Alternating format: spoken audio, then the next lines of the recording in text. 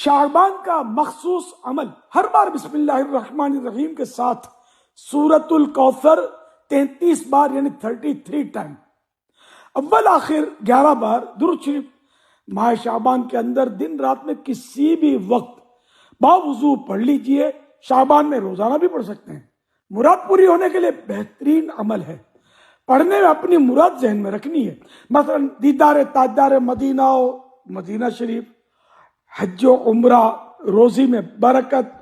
قرض اترنے، مرض دور ہونے، بیٹے یا بیٹی کی خواہش، شادی ہونے، ٹینشن سے نجات پانے، دکان و مکان کے مسائل حل ہونے، دینی امتحان میں اعلیٰ کامیابی پانے، گھریلو زندگی خوشگوار گزرنے، اچھی نوکری ملنے، حافظہ مضبوط ہونے وغیرہ وغیرہ میں سے جو بھی جائز مراد ہو اسے ذہن میں رکھ کر یہ عمل کیجئے۔ اللہ کریم چاہے گا تو ضرور کرم ہوگا۔ سبحان